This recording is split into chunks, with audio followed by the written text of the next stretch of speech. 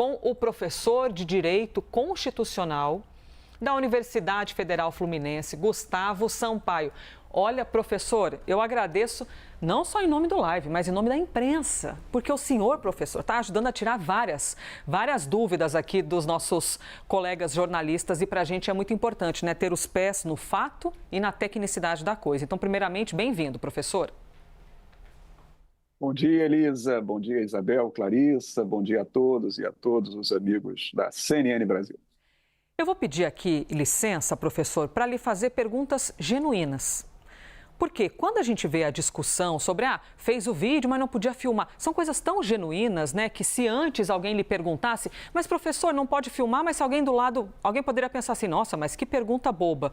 Mas a gente vê que agora são justamente essas entrelinhas que são o debate. Então, Jair Bolsonaro está em prisão domiciliar.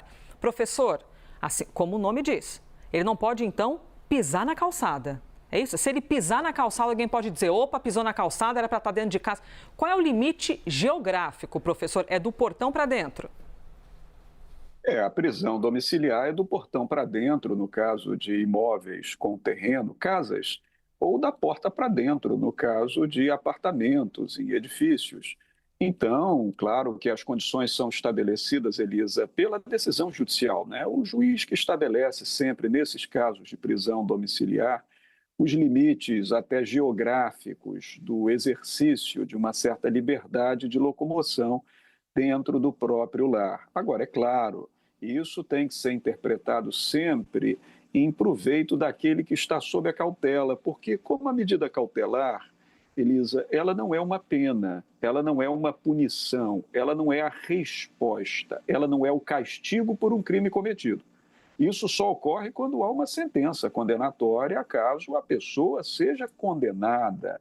Não é o caso aqui. Então, como a medida cautelar ela tem por objetivo preservar a ordem pública, de um lado, ou de outro, garantir a instrução processual penal, no caso de um processo judicial existente, ou garantir a probidade das investigações, no caso de um inquérito policial que esteja em curso, então é claro que ela tem que ser interpretada restritivamente, ou seja, ela não pode transgredir direitos fundamentais, ela não pode ir além do que está estabelecido na decisão judicial. Então, como o ministro Moraes optou pela prisão domiciliar, o que se interpreta é que ele deve sim ficar restrito da porta da casa para dentro.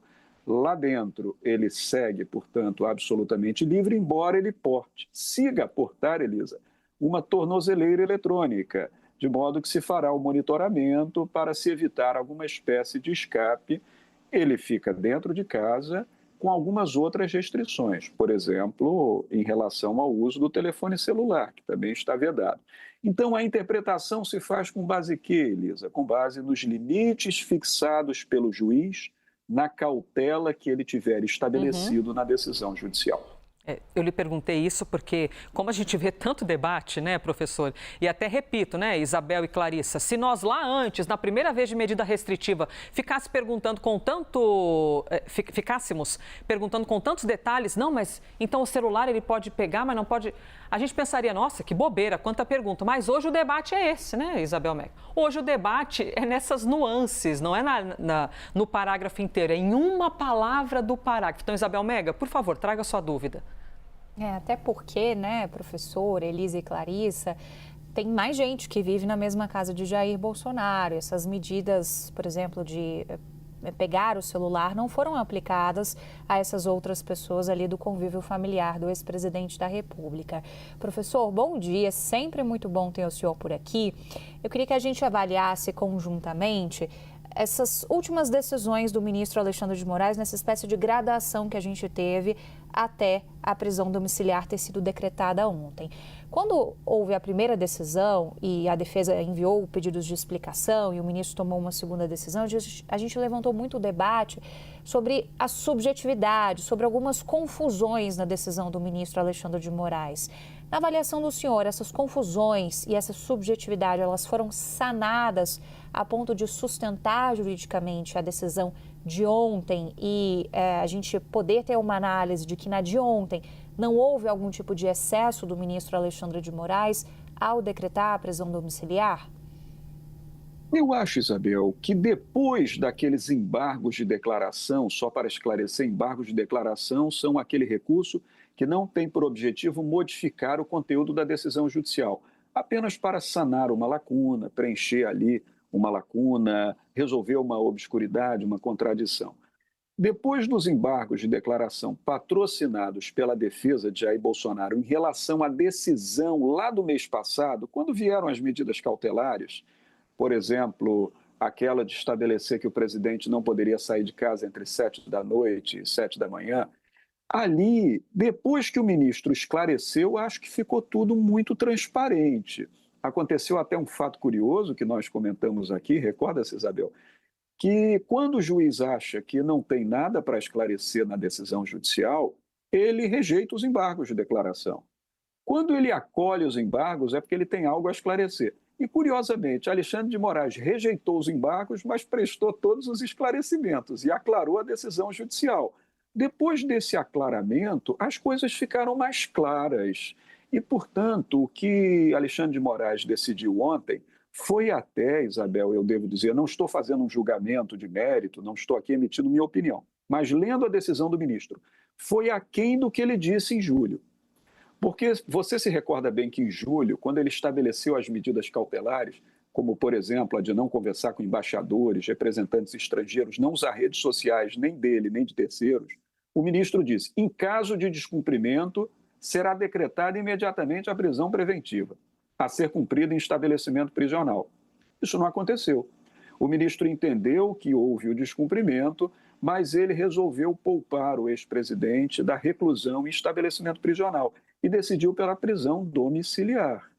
Então, ele está subindo as escadas degrau por degrau.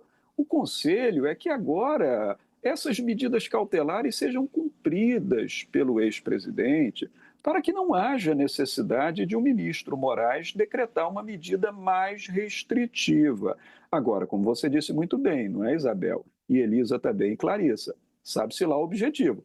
Se o objetivo é que haja uma progressão da cautela exatamente para transformar isso num fato político e unificar mais ainda a base bolsonarista, gerando-lhe uma revolta popular, aí o objetivo está sendo cumprido. Mas é clara a decisão do ministro Moraes, sabe-se muito bem como cumpri-la. Seguimos aqui ouvindo o professor que está nos ajudando a compreender todo esse assunto, Gustavo Sampaio. A gente vai aqui nesse bate-bola, nesse ping-pong, para compreender as nuances dessas medidas restritivas. Clarissa?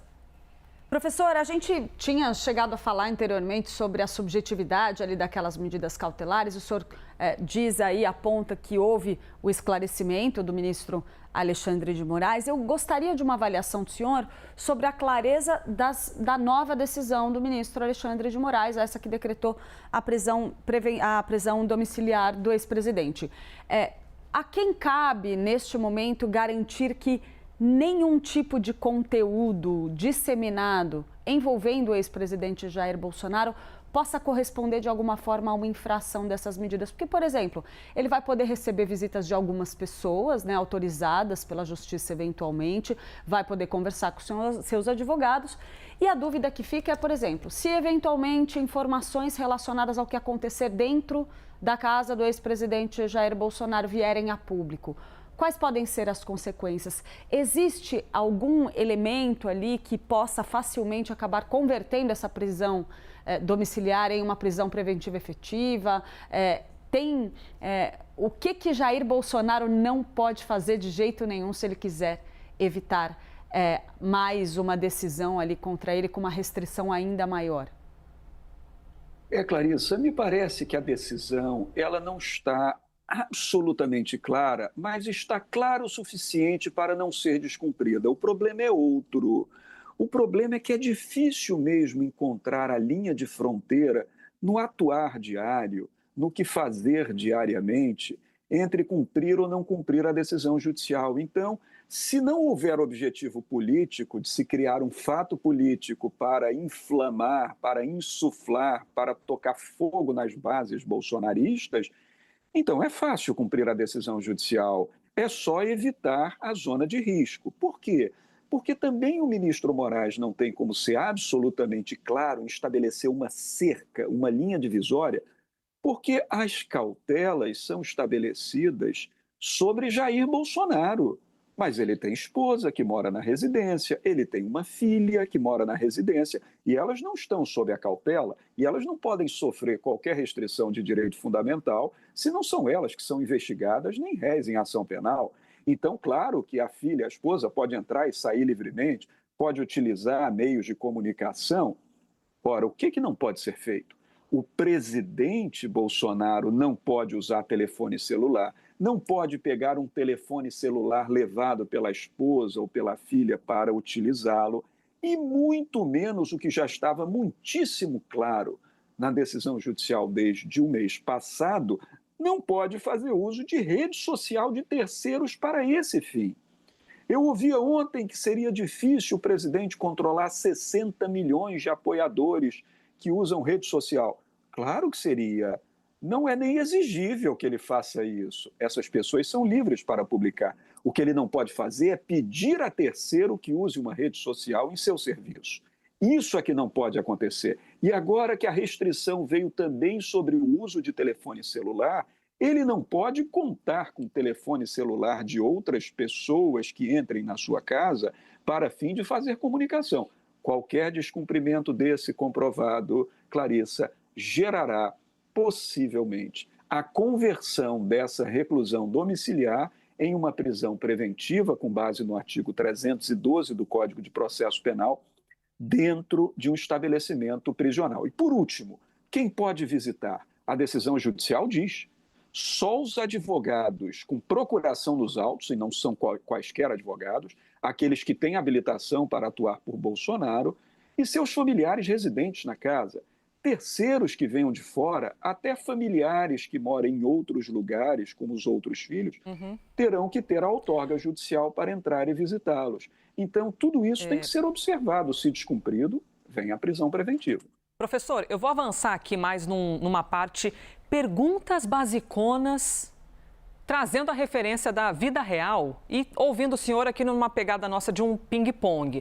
Eu vou trazer aqui situações da vida real que podem gerar dúvidas. Por exemplo, eu presto serviço, jardinagem, e estou indo à casa de Jair Bolsonaro prestar esse serviço. Então, eu sou alguém, além da família, que vai prestar esse serviço.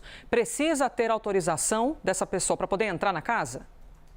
Pois é, Elisa. Ping-pong é difícil, porque nesse ponto a decisão não está tão clara. Presume-se que sim, é um mero trabalhador da residência essencial para manter a residência funcionada. Eu responderia sim, essa pessoa pode entrar na casa, só não pode fazer nada além disso. Outra questão bem básica, professor. Na nossa vida, a gente faz isso às vezes. Eu estou aqui no telefone dando parabéns para alguém. Parabéns, não sei o quê. Houve aqui um parabéns de todo mundo. Aí você vai lá, parabéns. Aí Jair Bolsonaro vai lá e fala também, parabéns pela ligação para alguém. Um singelo feliz aniversário. Isso é um descumprimento de regra? Pode ser entendido como descumprimento em razão do que estabeleceu a decisão judicial, Elisa. Eu acho que não teria motivo nenhum para gerar uma decisão judicial mais grave, mas pode ser entendido como descumprimento, sim, diante do que foi estabelecido ontem pelo ministro Moraes.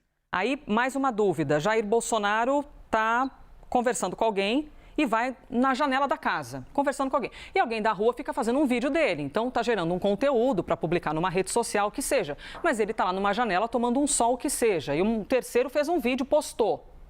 Isso é descumprir a regra?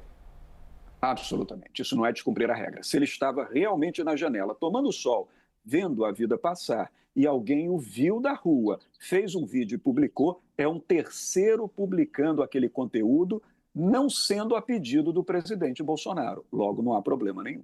Agora, professor, vamos mudar um pouco a formulação dessa pergunta da Elisa. Vamos supor que o filho do ex-presidente, Flávio Bolsonaro, fizesse um filme dele na janela. Perfeito. Ele preso dizendo, estão vendo, meu pai preso, e difundisse isso nas redes sociais. O senhor acha que poderia ser entendido como uma infração?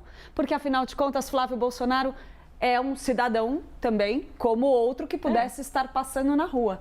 Estaria fazendo a mesma coisa que uma pessoa anônima. Como ficaria essa situação?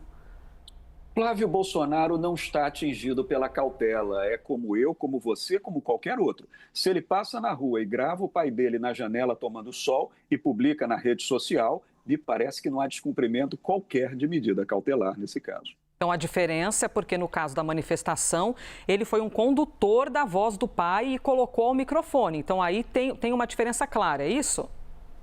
O que o ministro interpretou é que, em verdade, o presidente Bolsonaro, que estava proibido de usar suas redes sociais ou rede social de terceiros, ao fazer aquela veiculação, teria encarecido ao filho, ainda que presumivelmente, que usasse a sua rede social violando a medida cautelar. Não havendo isso, não há violação da cautela.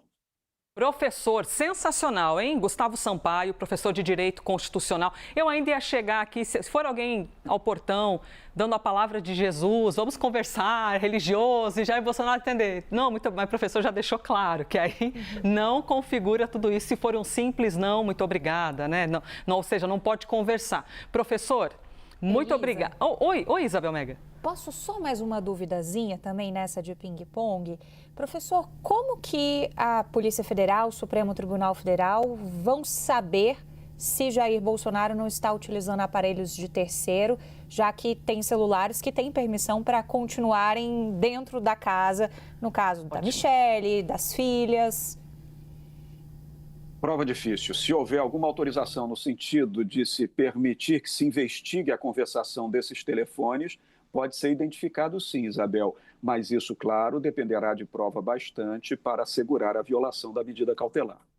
Sensacional. Como é bom a gente poder tirar dúvida básica aqui, hein, com o professor. Professor, muito obrigada, Gustavo Sampaio, super especialista nesses assuntos que a gente chama de juridiquês. Então, o professor é fera demais nisso. Obrigada, professor. Tá bem, Elisa. Eu que agradeço a você, Isabel, Clarissa, sempre às ordens. Bom trabalho para todas. Bom jornal.